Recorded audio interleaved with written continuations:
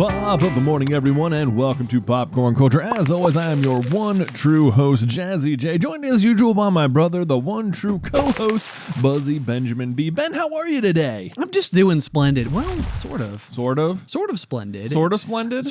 You know what? I don't even know. Hopefully I've still got this in the show notes. There is a random word of the day, a top 10 word potential, that someone emailed me. And I didn't even know. I didn't think you would ask me how I was doing today. Like, what an unusual way to start a conversation. Yeah, I like to normally just skate right past formalities and pleasantries. I'm not about that small talk life. Do you know anybody, or have you ever encountered the circumstance where you're like, hey, how's it going? And somebody like answers honestly. And too. Yeah, it's well, not good. I was just being polite, man. Right, I know. But now we're on the sidewalk and we're talking about it. And like, man, that sounds like a really intense operation. Oh, yeah. Yes. Yeah. It's happened. Yeah. Anyway, so whenever that happens, I feel like this person really needed to talk to someone. So. I know. That is a good point. That's a good point. So maybe it's like if maybe we should encourage it. It's like one of those things like, hey, how's this going? How's it going? Honestly, how are you truly? Well, this is okay. The weird thing about it is like when you ask someone how's it going, no one really wants to hear like truly that it's going so super duper epically awesome for you and everything in your life is going great. And they also don't want to hear it's pretty bad. It's not so good.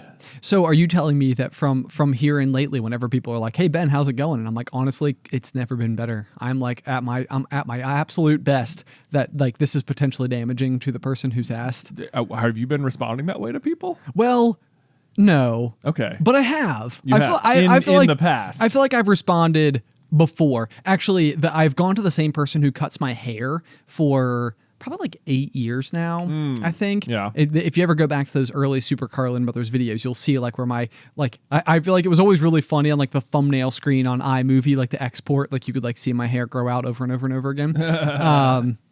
But at some point in time, I finally like learned that like a cadence to your haircut is like a good way to like maintain like a steady appearance, which sounds obvious, but it wasn't to me. Yeah.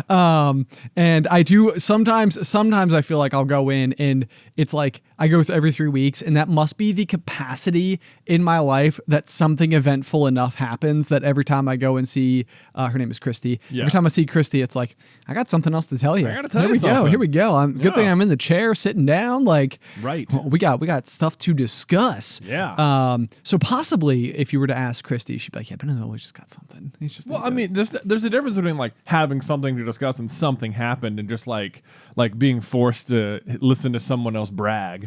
Well, okay, but that's the other thing too, is that like, do you think expressing this amount of like happiness is like in such a way is bragging, or can it just genuinely be like I'm great. I'm not going to lie. I'm having a good day. No, that's good. That's fine. Okay. Absolutely. That qualifies. Yeah. That qualifies. Yeah. But if you go so far as I just got a raise, got a new car, fenced in the yard. Right. Maybe you just like kept that to yourself. Okay. We're not I got all you. doing. So I didn't want to feel bad about myself all of a sudden. I see. So you can't become the measurement as to which it's like, and what about you? And it's like at the start of the conversation that was pretty good. Yeah, I was having a pretty normal day, but now I feel like I've just been forced to compare myself to someone. And once again, the comparison, thief of happiness. Right, exactly. You gotta be so careful. So when people say, how you doing? Just lie and be like, that's good. It's good. That's really the most correct answers. Good. Right. How about you? Yeah. Good. Okay. See you later. Right. Exactly. Yeah. Okay. Sorry. I feel like I've cut you off from saying something several times. So. No, hey, it's fine. Paris emailed me last week actually and sent me a word called Latibulate. Okay. Which has a 17th century origin. Old word. The meaning of Latibulate is to hide in a corner and attempt to escape reality. Oh, what are you doing today? I'm just latibulating. I know. I'm just gonna go do myself some latibulating. Latibulating. That sounds so sad. Or even like, what'd you do last night? Like, I latibulated. Man. I just practiced some real escapism. Oh, did you then? Yeah. Did you? It's funny because we've talked recently about doing those sensory deprivation floats. Yeah. And in a lot of ways, like when you go and do one of those, it almost is the like definition of latibulating. Like it's like, I don't know that I'm going in attempting to pretend the world doesn't exist, but like in a lot of ways, sensory deprivation in a completely pitch black space. Yeah. that sort of is exactly what it like was going on. It is, but you at least have had the forethought to like do it as a way to take care of yourself. Right. Which seems like it almost is like counteractive to the word latibulate then. Right. And this was sort of my thought as well, is that like there's not nothing self-care adjacent to latibulate. I know that was a really bad way of saying that, but is latibulating self-care is the question. Like, is there, I don't think there's anything wrong with sort of like taking some of those moments. Like I've done it before, here in office, we have like a back storage room that is, like it has like, there's like a nearby bakery that sort of like wafts its way up. It tends to be like a bit warmer back there because there's no like climate control or anything. So I've gone back there. I've used that, like it's like the Calm app. There's a bunch of stuff that does it, but like, you know, like a 10-minute meditation or something. I know that I'm stretching latibulation to like its breaking point maybe a little bit. Yeah, I don't know maybe enough about the word latibulate. Well, I'm incredibly surprised that the 17th century word is not part of your daily vernacular. Well, so maybe I'll start to make it part of it. Okay. Yeah. I'm hopeful for that. I mean, it almost even feels like the type of thing we should include on the bingo board going forward. It's just like, hey, they used latibulate again. It feels like just based on this definition, which is to hide in a corridor in an attempt to escape reality, it just sounds like you're like I don't know. It sounds like the way it's written now, and maybe this isn't like the official definition or anything, but it sounds like there's this, the way it's written, that you're like practicing cowardice like actively or something. That's a very interesting way to look at it. Yeah. That's a very... Okay, here's what my thought went to. This is its own form of darkness. Welcome to Ben's brain. Is that the moments where I try to be happy in my life are usually, I would say, I am actively attempting to escape reality. And so it's like if I am like spending Saturday like with Addison, for example, and like there's like stressful stuff like going on in the outside world and stuff, I will actively be trying to like escape reality in order to be in the moment with Addison. Right, but that's not hiding in a corner. No, it's not. It's not. I am now like kind of branching. I'm taking a bridge off of the original conversation. But it just occurs to me that like as I say that out loud, it's like spending the time with Addison should just be the reality. Yeah. You know, like everything else is the noise. Right. You know, the reality is that centered moment. So that's a good thing to keep in mind. Yeah. It's like, is remember that the moments when you're enjoying yourself, that is the reality. Right. Exactly. That's what you harness, what you hold on to. Exactly. Speaking of, would you ever speed on your way? I'm taking a massive leap to a Segwayville. Okay, cool. Right. Yeah. Gonna get in on that exit. All of these are terms that should correlate nicely with the next topic. Which is, so we spoke a couple of weeks ago about how Alice gave us the fun fact topic for the pop of chewing gum. Yeah. And we used it for an episode of After the Final Pop, which is like one of our Patreon special perks. And you and I ended up talking about it for like 35 minutes. Yeah. Didn't know I had so much to say about gum. Yeah, exactly. So I started basically like approaching everybody in my life and just asking them for these types of topics. Little things. It's like, hey, what's something I can talk about? And bonus points if the person who I ask also listens to the pop, which is the case for this next example. Okay. So my good buddy, GMA member, brother-in-law Mike, I asked him before we hopped on today, and his like notion that he dropped my way is basically the topic of critiquing other people's driving. Yeah. And I asked for clarification, and he was like insistent that it needed to be like open-ended. So like whatever your interpretation of this particular piece of topic is completely fair game, which I think goes back to the chewing gum thing as well. Okay.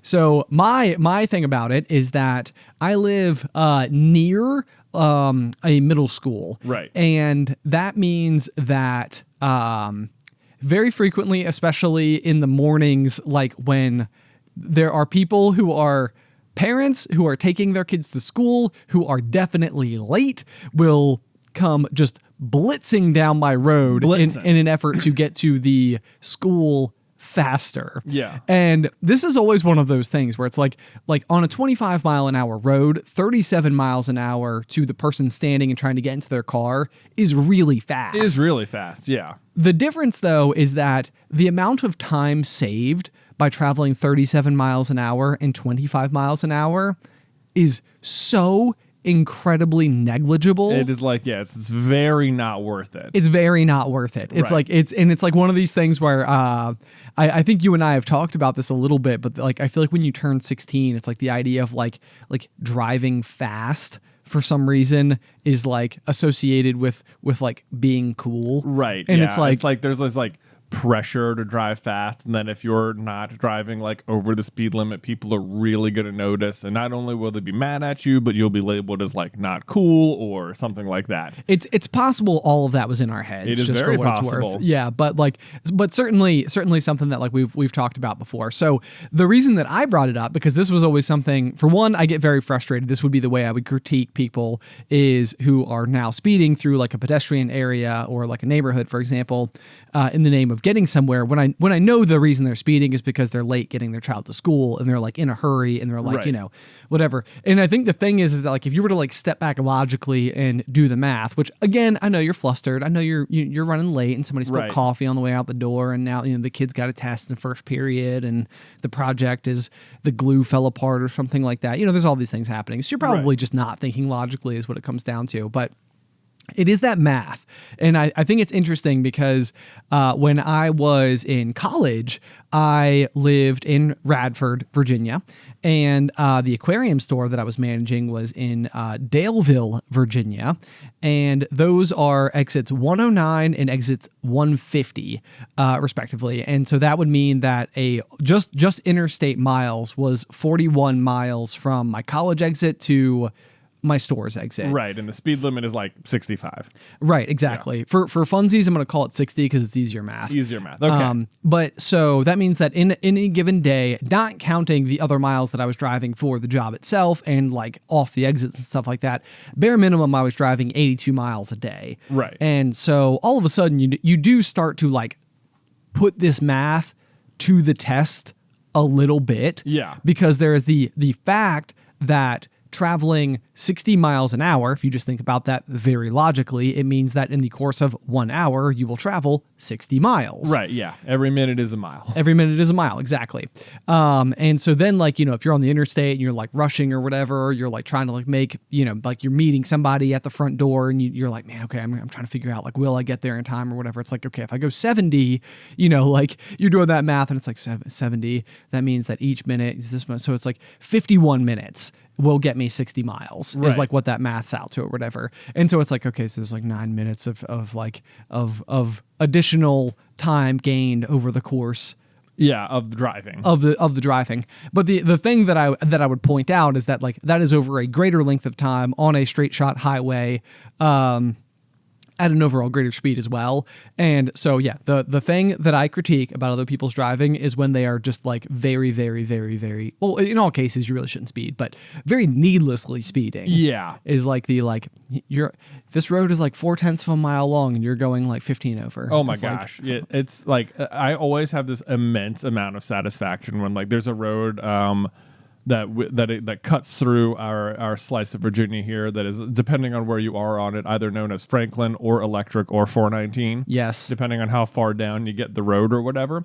But if you're familiar with it, it's there's a stoplight about every 0.2 of a mile. Right. Just forever. Just like no, they are nonstop. And yet, there will be sections where maybe it's like 100 yards to the next stoplight, or maybe it'll be like maybe you get a nice half-mile stretch where there's nothing. Glorious. That's you really feel the glorious. wind in your hair. Yeah, you can. Whew, boy, I tell you what, those are some long, nice sections there. But inevitably, you'll have someone come ripping past you, and it'll just be like, what was the point of that? Like it feels like so dangerous. And then like I love when like they go ripping past me and get like 10 car lengths ahead of me over like no time at all, and then I'm like right next to them at the stoplight, and it's like, was that worth it? Like, Right, yeah. you know, It's like I'm here too. I am also here. I am also here right now, and the stoplight is the great equalizer. So like on this particular road especially, there is just no reason. There is no reason. Yeah. And here I am. Now on the other hand, this is also the kind of road where it's like occasionally it's like yellow light, speed up. Like, okay,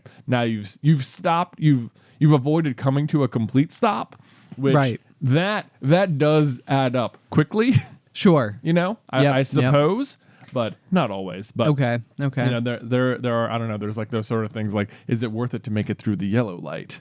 I know. As opposed to, man, there is nothing like, I think I have nightmares about a stale yellow. Yeah. You know, it's just sort of like, it's like technically I shouldn't do it. I'm not going to do it. I'm not going to do it. The worst is when you are in a 2-lane situation and you are ahead of someone and you're effectively going the same speed and the light turns yellow for them, for you both obviously at the same time, and you decide you need to stop, and they just power through and they pass you in the process of also making it through the light, and you're like, that could have been me. That could have been me. I could be now they're ahead and I'm just stuck. Oh no. Yeah. No, but I know what you mean. Like I've definitely done this math a lot too. And it's like you're like driving somewhere for like that's like 1 hour away, and you're going, and the difference is like 65 to like, and you're going like 80 instead of 65 or something. Right. It's like you're being way more dangerous for gaining almost no extra time. Yes. Yeah. That's exactly what it is. So here's my next question, because one of my big things I think that I eventually like settled into is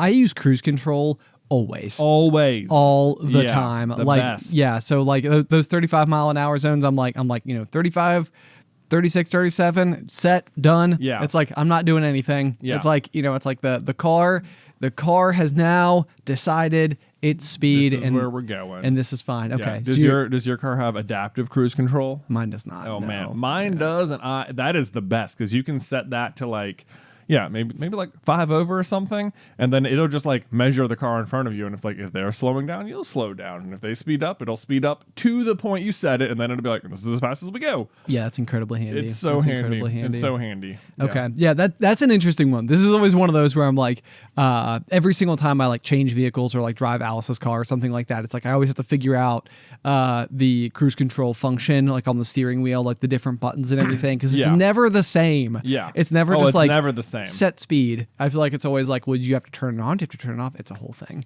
Okay, here's the next question for you then about driving. Okay. Do you and Beth ever have like squabbles over driving styles or approaches? Not really. I would say the number one things that we have quote unquote squabbles over. Great use of squabbles. Yeah, great use of squabbles. It has never to do with the driving. It's normally to do with like the all the other widgets you can adjust in a car. Okay. Like whether that is the windshield wipers or the volume of the music or the temperature of the the AC, okay, or whatever. All of which to me are, I don't notice them, and like at all. Like so if you get in the car and like the volume's kind of loud and the air conditioning is on and it's kind of cold outside and all the rest, like you don't even think to like sit down and like adjust those. Like not like the moment the car has started. Okay. You know, there will be times where I will get in the car and I'm like putting my seatbelt on and I'm turning around, I'm talking to the kids, and you know, where everyone's still getting in, and Beth will be like, start the car. Like, you know, like I need the air moving, and it'll be like, okay, whatever. We're getting what's there. What's the big deal?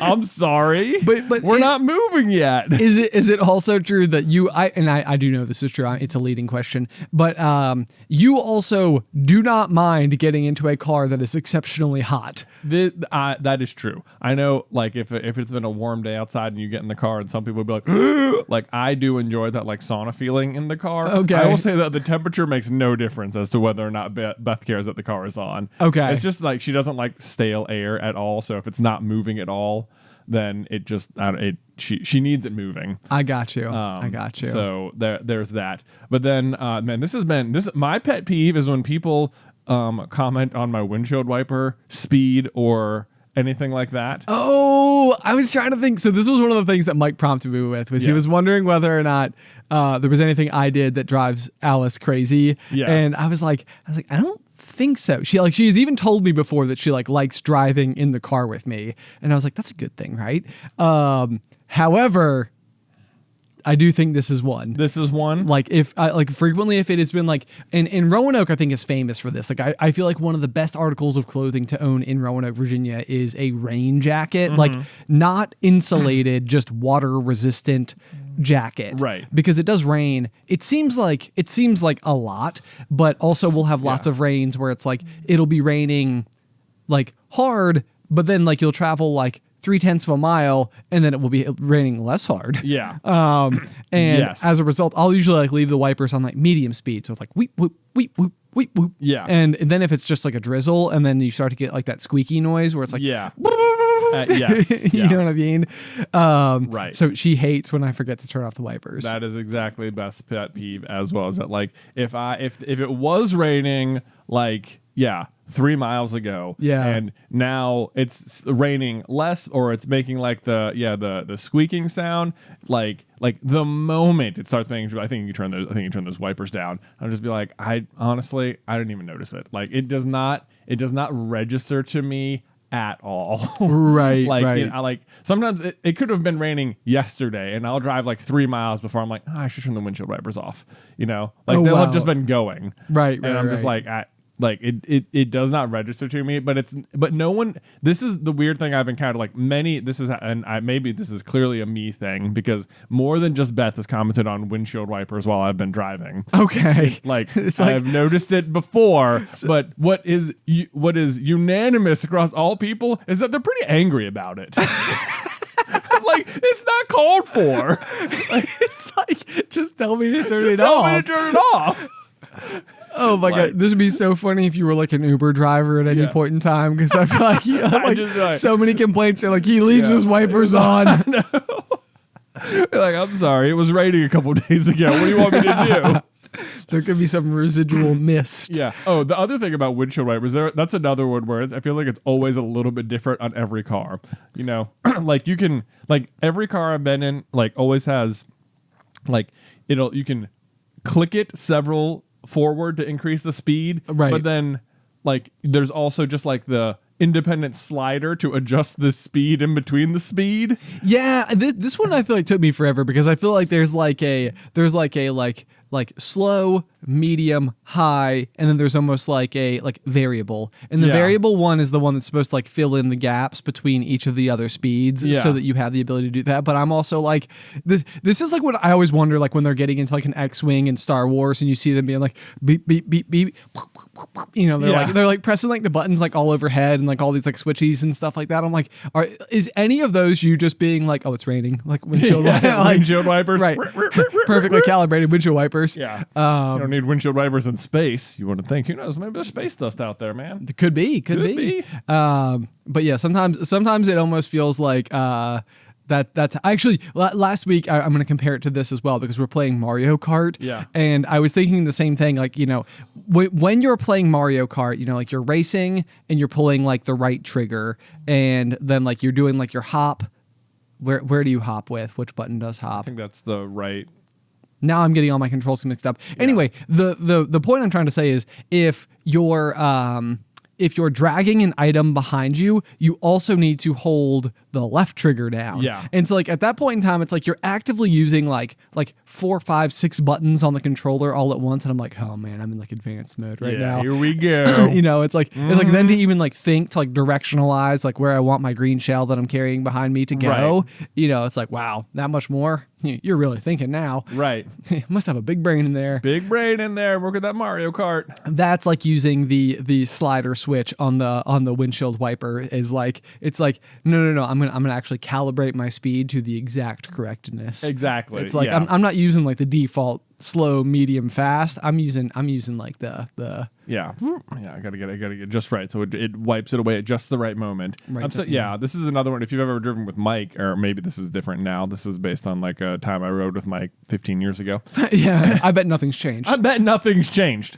That Mike, I think, is someone, and Mike, feel free to text me about this afterwards, that uses the Rain X on his windshield to avoid even having to turn on the windshield wipers for as long as possible. I think this is like the supplements guy, the people who like have like their favorite like car wax or like, you know, especially if they've got like Armor All wipes in like the center console, and like they like wipe down like my car. Actually, this is a disgusting fun fact about Ben. I think I just produce more dust. You think, Like I don't know like what's happening, but like I feel like all of my like areas that I'm around, like I bet even if we were to examine these chairs that we sit in, I bet mine's dustier than yours. Well, it could be. I don't know how or why or like where the dust comes from. Your skin's just falling off, man. Oh man, I don't know how to think about that.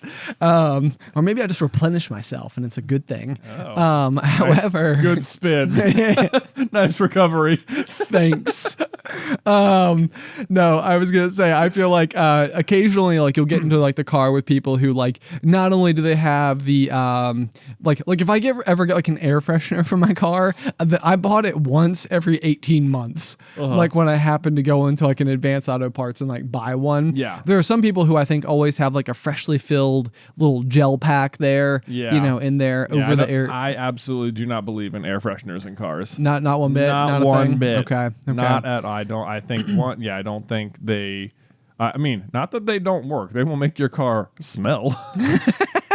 That's not in question. The question is whether or not it's a better smell. Yeah, better smell? Yeah. I think what I want is neutral. I think my problem with air fresheners is that I've exclusively only ever used air fresheners to cover other smells. And so it's like, this is always the case like with like Febreze. Like I feel like whenever I have like come to like own a new like puppy or something like that, or like fostered a dog, it's like that is like the biggest time period when I will like buy replacement Febreze for my house because there's just like accidents and stuff and you clean up and then you don't want it to smell. Right. And then I just end up thinking Febreze smells awful. Right. Because it's like, well, I only ever use it. Always mixed with the other smell. Yes, it's always being used to like mask something else. So maybe the people who are good about their car air fresheners are just also good about keeping their car like so tidy and clean and getting like keeping all that dust off the like all the time off the dashboard. Always clean all the time. Yeah. Right. I've even tried to do stuff like that. I think even if you were to get into my center console right now, you would see a bottle of glass cleaner that I have literally never used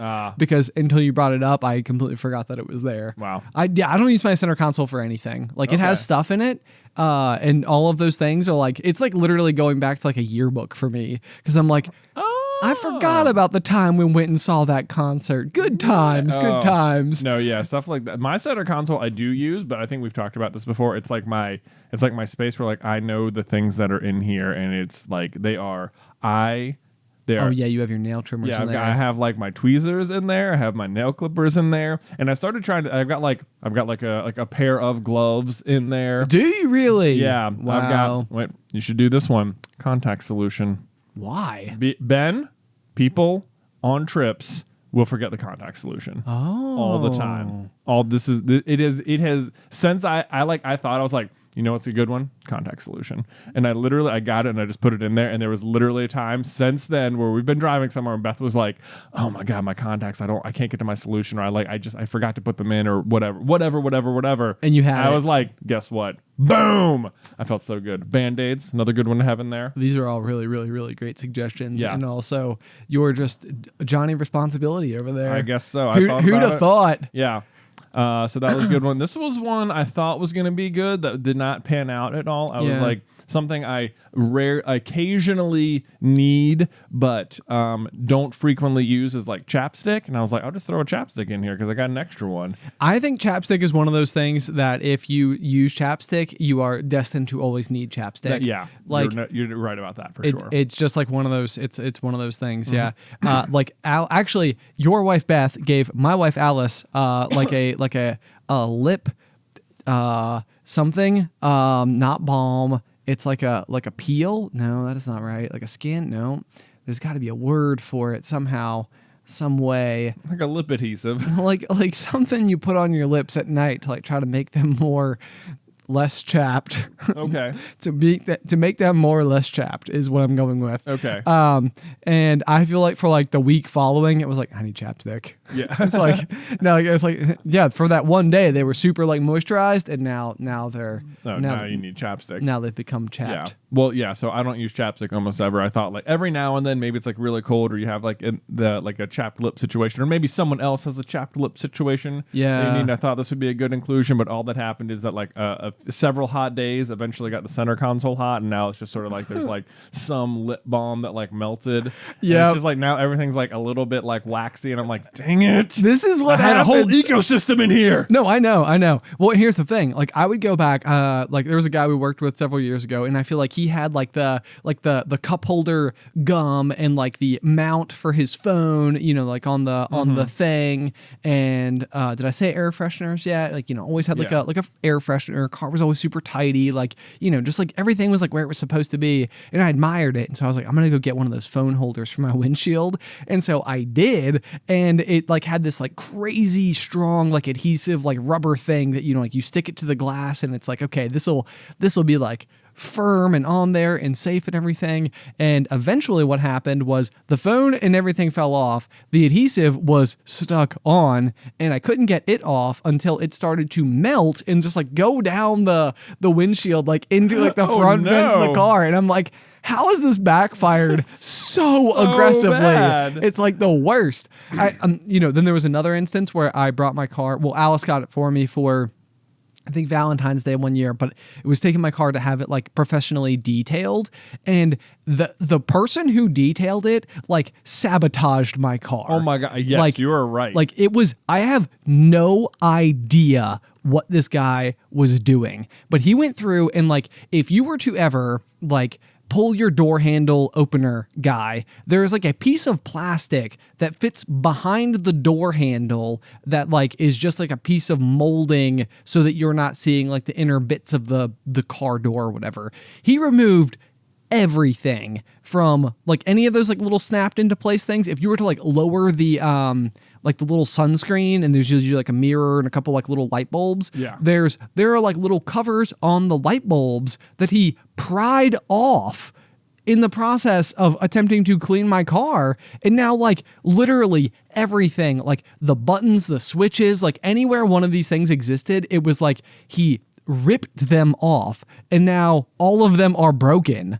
And I've had to go through and like find replacement parts, you know, like part GHD 978443 online, you know, like like no, it's not hard to think like, you know, how do you replace like a tire for your vehicle? Because you can just like look at the tire and see the make and model of the tire or whatever. But like trying to find the part number for this piece of plastic. Yes, this is like fixing my dishwasher. It is like that. Yeah. It is like that. Yeah. And I mean, I was so furious like when I got home because I kept finding stuff too. It was like, I mean, I remember we went to a bike park one weekend, and we were driving home, and someone was sitting in the back, and they went to like put the window down, and they went to press the button, and the button fell into the door. And he was like, Ben, I lost the button. And we were all like, what do you mean? We turned around, and it was like, there's just a hole in the door. And it was like, yep, that is exactly what happened. I know, and my truck was like 3 years old when this happened, so it was like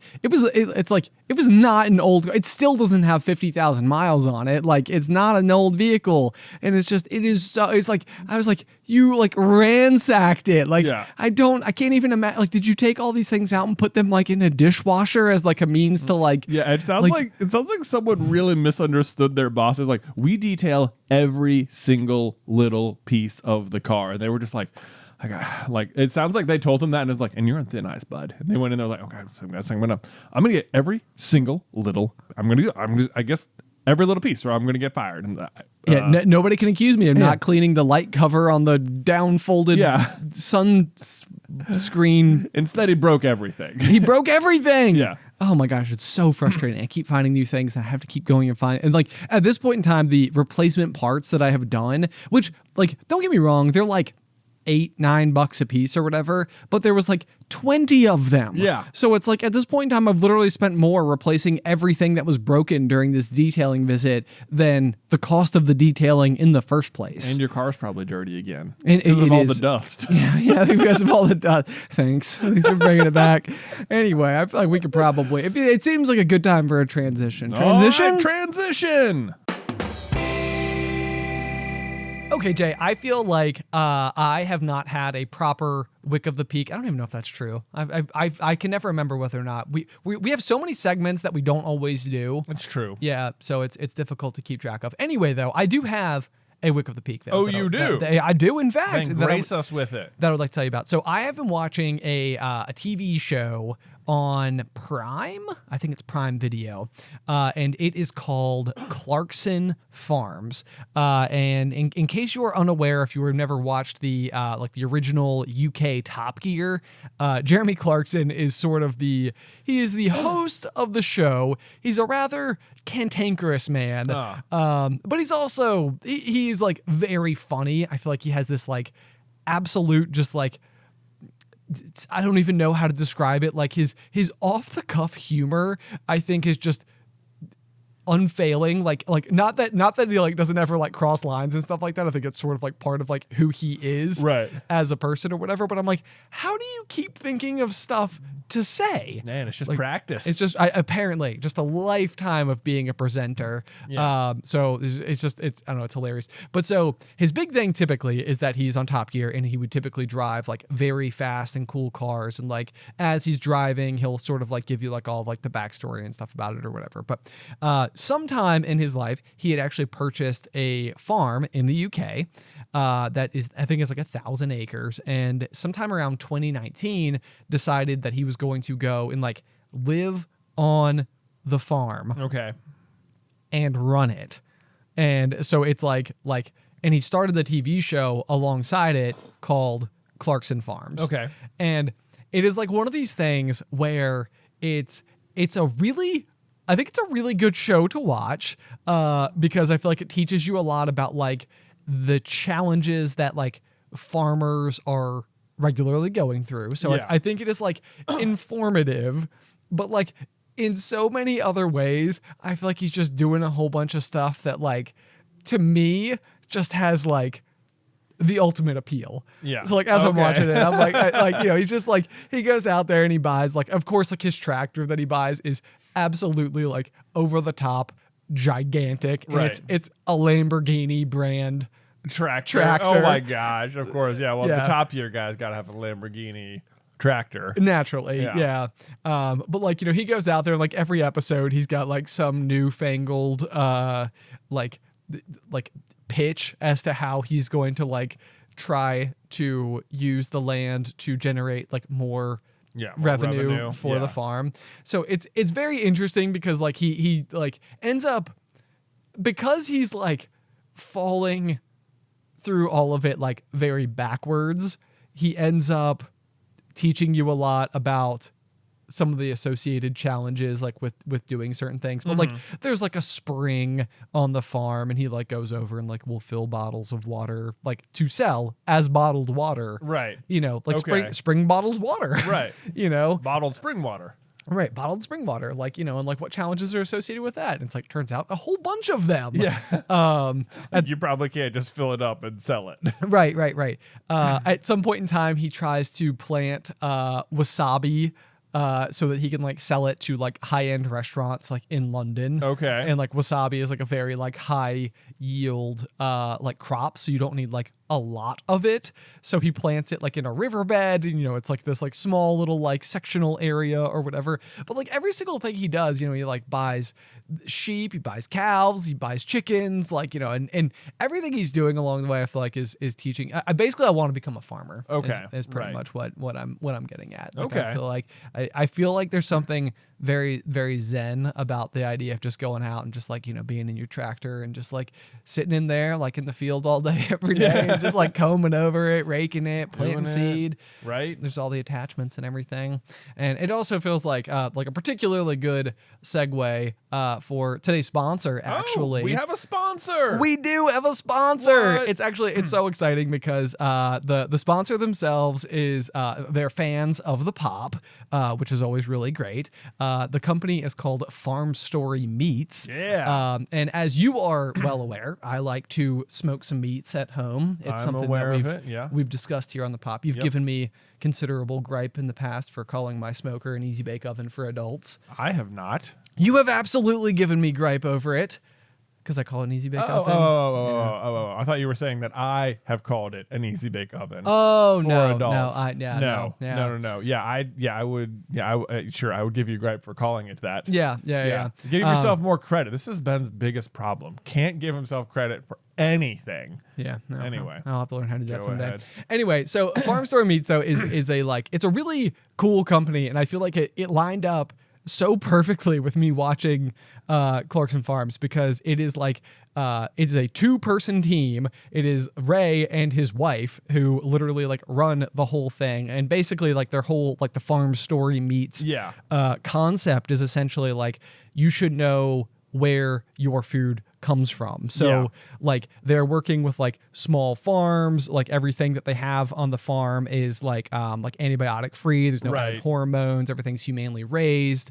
So like you're talking about like just like very high quality stuff. Yeah, and they do like subscription boxes. Yes, exactly. Yeah. So it's they do a subscription box, and so you can basically like sign up and regularly have like these meats delivered to your door. In fact, they have their seasonal subscription box, which basically like is going to come like with stuff that is in season, essentially. Right. And they did give us a promo code for that. If you want to head over to farmstorymeats.com and use promo code POP25, you can get 25% off your first order, which I think is pretty cool. They sent us the beef jerky, right? They sent us, so I gotta be honest, they sent us more than beef jerky. They sent I only brought in the beef jerky. Oh, I kept the you hoarded it. I ordered it. I was like, the box arrived and I was like, wow. So I'll take the beef jerky to the office, which we annihilated. We did. And I think we've talked about it at the pot before. I'm pretty persnickety about my beef jerky and how I like it. And we did destroy the beef jerky real fast. It was real good. It was really good. It was really good. The other one that they have is this like sugar maple bacon, and it's like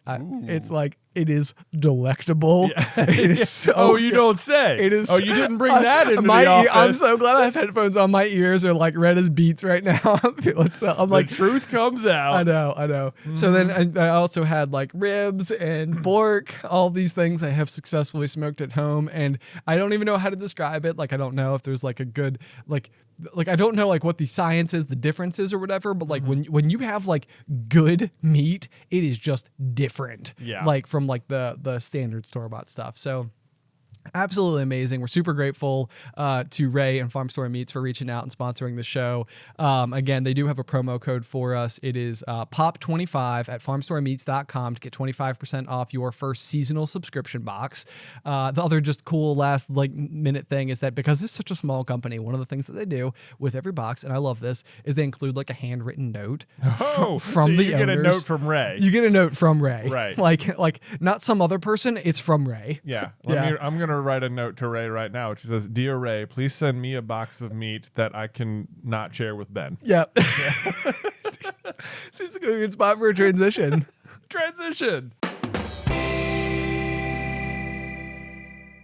All right, Ben. Okay. Last week I had to say goodbye to an old friend, as it were. I know. Not in like a real person or any sort of way, but just like an old tool, a companion. Was it your childhood pillow? It was not a pillow. No. Do you remember that pillow? Of course I do. With the and I know you said do. goodbye to that. No. Actually, I don't know where it is. Still use it every night. That would be gross. The one with the green pillowcase. The green pillowcase that was like disintegrating. It was threadbare. Is a polite way. That is a polite way to say it. Yeah. Yeah. I don't know. It was a good pillow. What can I say? No. Okay. So this past weekend or this last week, we had like a rogue 80-degree day in February, as you do in Roanoke. As you do in Roanoke. Everyone's always like, it's going to be 80 this week. This is going to be crazy. And it's like, it is going to be crazy, but this happened last year.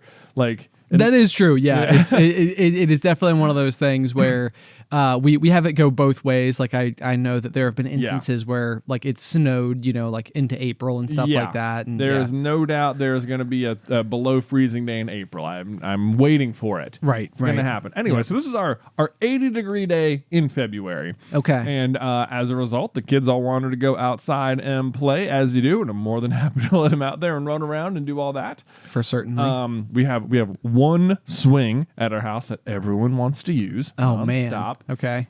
Which is no big deal at all. They're very good at taking turns about it. What they're not very good at doing is creating a ring of safety around the swing, and it's always just like, who wants to get near the wrecking ball that is the swing right now? Right, that is exactly just like, what it stop. Yeah. Anyway, though, we're out there, and the weird thing about as I'm out there, I'm like looking around like our outdoor space, like our patio space in the backyard, and like inevitably what has happened is at some point last fall, ebbing into winter, it was just like this was the last day we were going outside, and no one really knew it was the last day at the time. Right. Just sort of ended up being that way. It just ends up being the last day, and as a result, sort of like that section of the house and yard is just sort of like is effectively like locked in time a little bit. Okay. It's like, oh yeah, like the wind has blown over. There was some bug spray over there that no one ever came out and got, and that's gone now, and all the toys are still sort of hanging out of the toy box where they were, and right. Everything's just sort of where you left it because no one realized it was going to be the last time, and no one ever goes out there anyway, and no one sees it, so there's not like a big opportunity to clean it or anything. Right. But as I'm out there, I'm looking around and I'm noticing it a lot, and I'm like, okay, all right, I know what I'm going to do during quiet time. Then I'm just come down here and pick up all the thing that's like obviously trash or broken toys. I could at least get rid of that. Okay, easy enough. Right? Yeah, easy enough. It's gonna be a rewarding experience. Yeah, I'll be like, you know what, that's easy. I'll just get rid of it right now, no problem. So I'm going out there and I'm picking up the stuff, and I got my trash bag, and I come across, to my dismay, my 2 tablespoon scoop, Ben. I know. No. Yeah, the 2 tablespoon scoop. It was red, and get this, Ben, it had a little built-in slider to the handle, so it could go from being about 1.5 inches to 3 inches long. It was an extender. I mean, it sounds like the greatest scoop I've ever heard of. Yeah, no doubt. My 2 tablespoon scoop, and like I was picking it up, and I was like, and like the entire history of the scoop came back to me. Right. Yeah, and I was just like, oh man, because here's the history. Here's the history. Okay. And the brilliance of it is what I thought. This is what I landed on. I was like, so our dear friends Kendall and Trey. Of course. Of course we do. So when Beth and I got married, or we had to buy a house, to live in and stuff. Or when we got engaged, one of the first things. Hold on, wait. You did? Yeah. When we got engaged, we bought a house, and we had like some people got us some like housewarming gifts and stuff. You're trying to furnish it, and I remember we used to go to lunch with Trey like once a week for Mexican Monday. Mexican Monday doesn't always have to be Mexican. Doesn't have to be Mexican, but that's just what we called it every week. And I remember one day trying to be like, I forgot to get your housewarming gift or whatever. And this happened like a few times. And then eventually, Kendall and Trey were at our house, and they were like very insistent, like, oh my gosh, we finally remembered. And they like gave it to me, and this is what it is. It's the 2 tablespoon scoop. I love it. I know. And I was just like, at the time, I was like, man, the number of times you've told me you forgot whatever this gift was going to be. And like the levels of like memory you went to and the insistence that we end up with this item, right, is like, because like it was maybe disproportionate to the gift itself. Disproportionate to the gift itself. It was like, oh, thanks, because like I have a tablespoon, right. It's just this one's 2 better. tablespoons. Day, half the time. Half the time. Exactly. As long as you need to. As long as you need, exactly. Half the time, as long as you need to. You don't always need to. I'm going to presume is for coffee purposes. Yeah, that's what it mostly ended up being for in the end, was coffee purposes. But I remember just in the moment thinking, like, you guys just went, like, way too out of the way and made too much of a big deal in your own lives to get me this. Because, like, it's, for one, it's like really not like a tremendous gift or anything. You know? Sure. It's just like, it's like, you know, it's like a $5 thing, maybe $5. Right. You know, it's a scoop. And like thinking like, just thanks guys. Like, I don't even know what to say. It's a tablespoon. It's a great scoop. Right. For what it's worth, I also have a 2 tablespoon scoop in my house that is cherished. So I feel like I'm laughing, but like it's a very useful tool. Yeah, I'm not.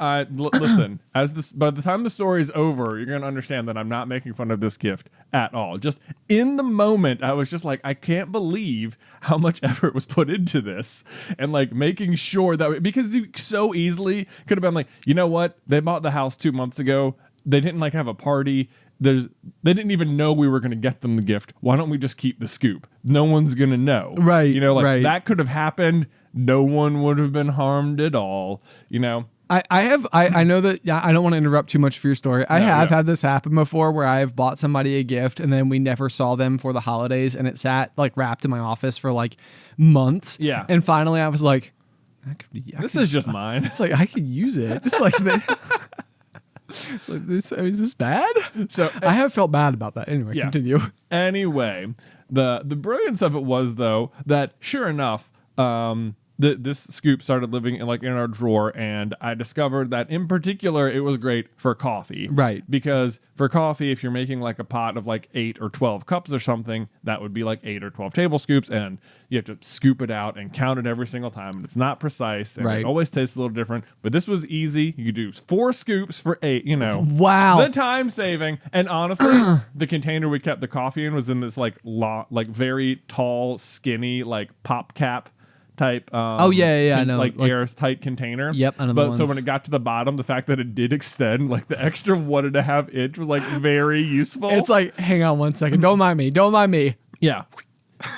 Exactly. It was exactly like that. But the thing was, like, it did, and because it was for coffee, I ended up using it every single day. Right. And because of the amount of effort that they went to get it to me, every single time I used it, I would think of Kendall and Trey. Like, which meant that like every single day when I was making my coffee, like they were a part of my day. And I was like, they picked the absolute perfect item. They nailed it. They nailed it. And so like it has been at some point along the way, I guess it ended up with one of the kids, and they took it outside and were playing with it in the hose or the water table or the sandbox or something. Well, if they were digging a hole, that extra like little I know gives them a little extra depth in that hole. It's like Nick, I don't think we can make it any deeper. And oh, wait a minute. Oh, just wait.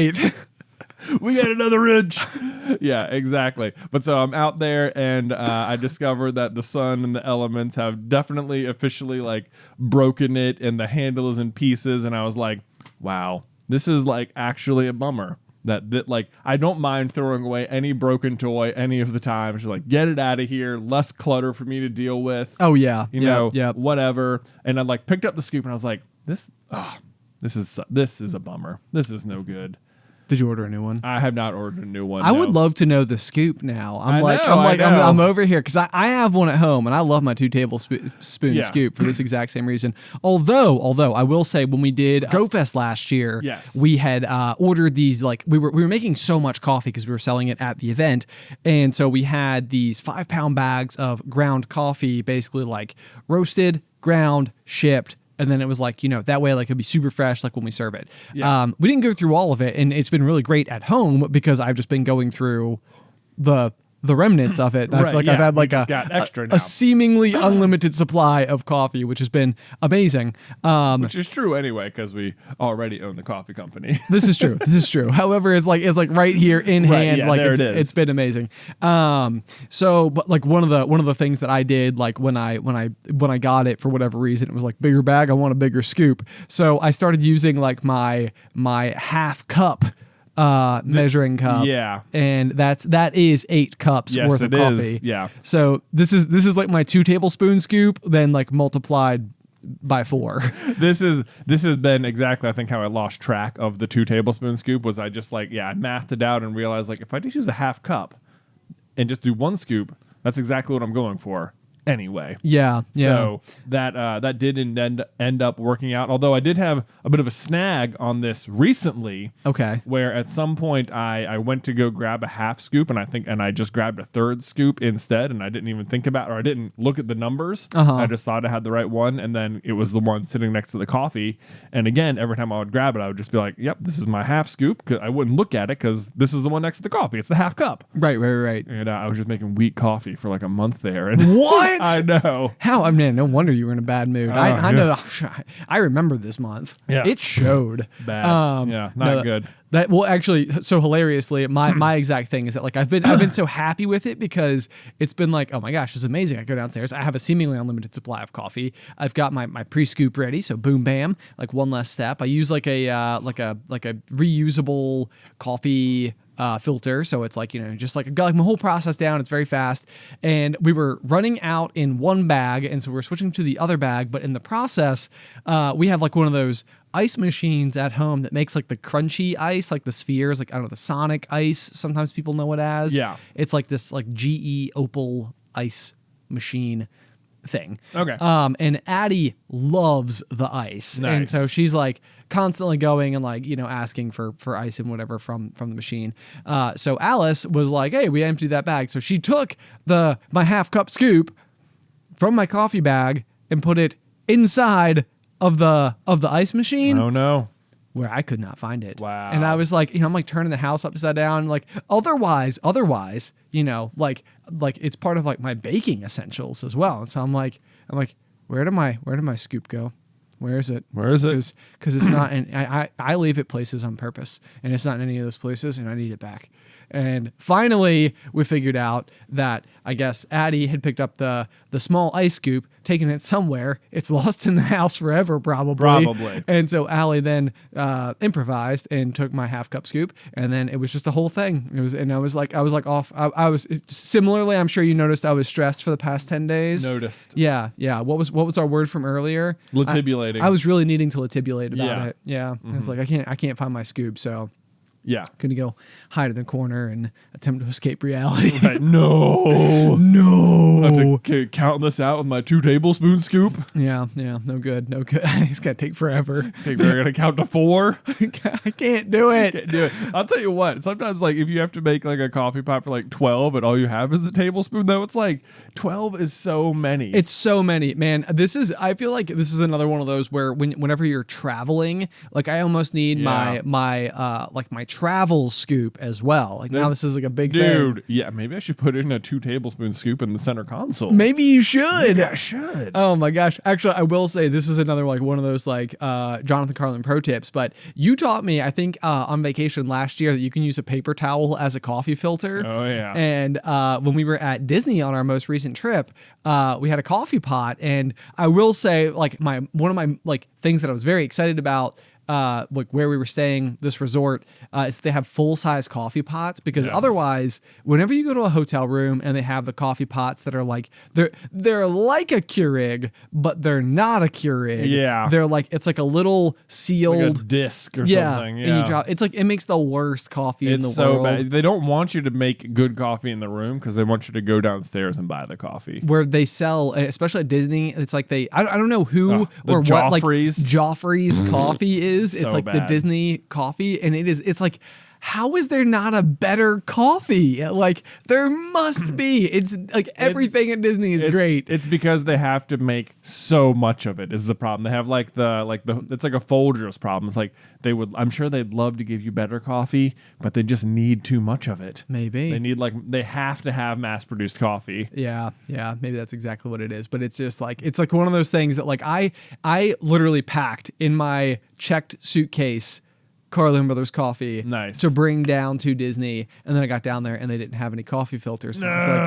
no, but not to worry. I have the J trick. And so I used paper towels the entire week and it worked great. It does work great. I was like, how is this? This Did is you so like interesting. origami it? Yeah, just a little bit. That's just a little bit. fun. Yeah. I was pretty proud of myself. I was like, check it out, guys. They all thought I was brilliant. I gave you credit, of course. Awesome. Thank you. Quietly. Thank you I kind of like whispered it. I was yeah, like, he taught me how to do this, whatever. Right. Yeah. It's like whenever you like are in a group of people where somebody in that group has taught you a thing and then you say it and like everybody else is like, wow, that's so interesting. And then you make eye contact with that person and you're like, yeah, it was their idea. Yes, I too was very excited about the full coffee pots at Disney. Although the only thing, they were such a step up from a regular hotel, but they did not have a way to like program it for the next day. True. Right. So like now that said, I appreciate the fact that there was this coffee pot was trying to do nothing else other than make coffee. Right. Like there was no clock, there were no other buttons. There was one button, and that button was brew, and that was it. Otherwise, put the coffee in, put the water in. That's all you got to do. And so, like, I wanted to like have the the pre-brewed coffee or the auto, right? The timer, because that's my favorite. Look, when people talk about like love languages and stuff, I think I'm very much like acts of service, but like I think specifically one of my love languages, bringing me coffee. Like we said last week when Luke brought you oh my coffee. gosh, Luke brought me coffee. It was the best thing in the world. And like every now and like I bring Beth coffee all the time. Oh yeah, in bed, because like to me this is like the nicest thing anyone could do for anyone. Right. And I'm like, I'm just it is an honor to bring you this coffee. Right. But like because normally that's the situation, but on the occasions when Beth is up and she brings me coffee in bed, I'm like, I love you so much. This like, is the best. Like nothing could be better. Nothing is better. better. I love it when people bring me coffee, even if it's at like 4 PM, even if I just finished a cup of coffee. It's like it no makes matter, me so happy. I'm gonna remember this. I'm just gonna like surprise call, like element of surprise coffee. You. Look, that's so fine with me, man. Like, bam, the surprise coffee, boom, awesome. I'm into it. So anyway, like I love having the coffee ready in the morning though. But so I couldn't do that, and it occurred to me that other people might wake up before I did on the trips. Okay. Namely, either our parents or Beth's parents who like swapped out halfway through the trip. Okay. For whatever reason, they might be up. And so like every single night before people would go to bed, I would like loudly announce like the coffee is ready. If you wake up first, all you have to do is press this button. You have become such a dad. There's no doubt. No doubt. I was just like, look. And you know what? It didn't matter. I was the first one up every morning anyway. Right. But right. like it would have like the idea was if I wake up and someone's already up and the coffee's not ready, I'm gonna be like hurt. Yeah. I'm like all you had to do was press the button, and I will make sure it's as clear and as easy as possible for you to know. Like if you had to do something else too, if it's like all you gotta do is scoop out 8 things, whirl this to 12, and then press this button, right? Like that would have been too much. I couldn't have asked that, but because there was one button, I was like, look, guys, and no, you can't I have done mess it all up. the work. Right. Just press this button and we are good to go. Right. Yeah. No, that's a big one. I honestly know that just here recently. So Alice and I, like we'll get up in the mornings, like Monday, Wednesday, Friday. We go to the gym with trainer Gabriel, who we talk about a lot. We normally bring Addison to the gym with us. Yes. And Gabriel's kids are usually also there. So like they have like their play area. There's like a pack and play for Addie. So it all works out super great and everything. And honestly, on the whole, it ends up being like, one of these things where like I always feel so filled with joy, because it usually means that like on any given morning, it means I'm waking up, I'm with my whole family, I'm going to go and do like a physical activity together, like kind of get like that, like exercise in or whatever. I'm seeing you, which is always great because you're at the gym as well. Yep. It's like overall usually ends up being like a good social interaction because like me and Gabriel are buddies. So like, we just like talk about something fun. There was like one day in the past like 3 months where I woke up and realized that we were completely out of coffee and I wasn't going to have any until I got to the office. Bummer. And it was like one of these things that it was like everything about this morning is going so good. And I remember getting back and I could feel myself being crabby and I was like aware of it. And it was I was just like, what's wrong? And I'm like, there's no coffee. Yeah. Just no coffee, I man. just want the coffee in the my morning. gosh. It's the way that it's like we said last week. It's just like it's not the caffeine. It's not anything like that. It's not like the chemical reaction. It's literally just like there's something joyous about the occasion of it. There is something joyous about it. Anyway, no doubt. so that's what we're aiming for. This actually, you say it's not the caffeine, but sometimes it is. Well, that's fair. That's fair. It depends on the occasion. Depends on the day. Sometimes it's like I know I'm gonna need to like I need something that's gonna get me like rolling as quickly as possible. Yeah, but like, you're right. Like, I don't drink coffee in the mornings. I can't wait to get that hit of caffeine. I'm like, I can't wait to drink coffee because it's gonna be so fun. It's gonna be so fun. It's gonna be so fun. It's gonna be delicious. I'm Maybe gonna a good time to call to action. We do have a coffee company of ourselves. If you would like to go and check it out, it's Carlin Brothers Mercantile. Yeah, we did recently rebrand from Carlin Brothers Coffee to Carlin Brothers Mercantile because for a long time we had like all of our t-shirts and merch and stuff over at dftba.com. Yes. And which we had like a redirect URL like supercarlinbrothers.store.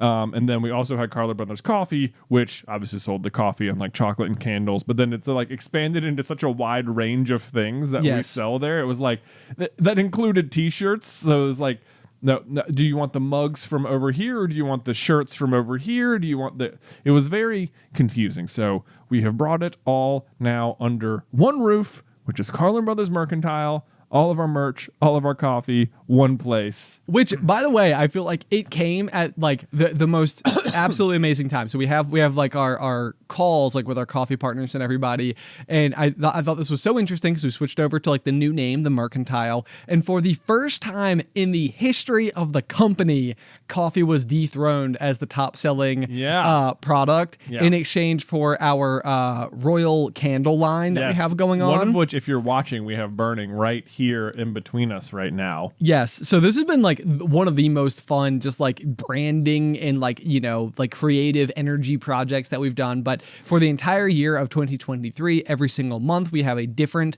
themed candle around a different royal princess. Yeah. Yeah. Royal princess. Yeah. That's safe to say. They're all princess themed. They're all princess themed. Yeah. I was like, am I walking it? No, I'm good. You're good. Yeah. And each of them smells different. They each have a different design. There's like they each have a charm inside of it that's specific to the candle itself, which is really fun. So they're like super collectible. And there's a discount for the subscription. So again, carlinbrothersmercantile.com. We'll put a link to it in the show notes as well if you'd like to go and check that out. But otherwise, I feel like we're at a good stopping point overall on the day. Yeah. Well, honestly, I will add on one more thing for or Carlin Brothers Mercantile. Look at you go. Which is that you may notice that I am also wearing right now a brand new product from the site, which is the first ever Popcorn Culture t-shirt. It is the first ever Popcorn Culture t-shirt. On the front of it, it says Popcorn Culture. It does. And on the back of it, it says... It doesn't say anything. It doesn't say anything. It's just blue. It's just blue. Yeah. But you look sharp. Thank you. Mighty sharp indeed. Yeah. Sporting it well. Good. Cool, thanks. Yeah. So, but otherwise, guys, thank you so much for your support. If you have any feedback for us, you can send it over to popcornculturepod@gmail.com. Or if you'd like to leave us a review, it of course helps in the discoverability. I got another notification this week that on Good Pods, we are the number 5 after show. Hey man, we are the number 5 after show podcast. We are the number 5 after show podcast. Man, we didn't even talk about a show. We should put that on the back of a t-shirt. Anyway, you know what? Mandalorian comes out tomorrow as we're recording it. So actually, as you're listening to it, you've already seen season 3, episode 1 of The Mandalorian. Well, here, let's do some after show. Woo-wee! Man, first episode back. What'd you think? Holy cow. If there's one thing that Star Wars is doing right, it is The Mandalorian. It is The Mandalorian. Without having seen a single frame from season 3 yet, I can already say that I think it might be the best season yet. That's been the case thus far, and I think, you know what, there's like a certain formula where if Pedro Pascal is escorting a magical child, it's basic. There's a 10 out of 10 record for perfection so far. Hey, make a wild prediction. Just something that happens. Something that happens in the first episode? Something that happens in the first episode. Oh my gosh, wow. Boy. Hold on. Shaboya. I think that Mando's Naboo starfighter is going to get destroyed in the first episode. Okay. So it's just like is that becoming like a running theme where it's like his ships just get like annihilated? Well, because he had the Razor Crest, right? Yep. He had the Razor Crest, and then that got like destroyed. And then during Book of Boba Fett, he picked up the Naboo starfighter. And it feels like it feels like the Razor. I mean, it got pretty blown up, but it feels like the Razor Crest is like his ship, his clunker. It's true. So, yeah, like it kind of sucks. It kind of sucks, but also the Naboo Starfighter doesn't. I mean, it is also a total clunker, but it also does not seem like it can be the enduring ship going forward. So I don't know. They had little Grogue sticking his head out. You're right. In the back seat there. They did. That was pretty adorable. But I think they're going to replace that with something because he's going to need to move cargo at some point, and there's just nowhere to put it. Right. So that's what I think. I think that Starfighter's going down because maybe that'll just be a running gag that he just keeps losing ships. Keeps losing ships. I know that'd be amazing. Is season 3 going to be the final season of Mando? What? No. Okay. Not that I'm aware Ooh, of. I feel like I just scared you a little bit. No. I think I'm getting Ted Lasso confused, which also comes out soon, which I'm very excited about. Right. So that can add to our after show-ness. Okay, perfect. Well, hopefully Mandalorian season 3 just absolutely rock and roll, and I'm super excited for it. Started watching season 1 again last night just so I can get in the zone. Yeah, get in the zone. Get in the zone. All right, guys. But as ever, thank you so much for tuning in. Until next time. Pop, pop.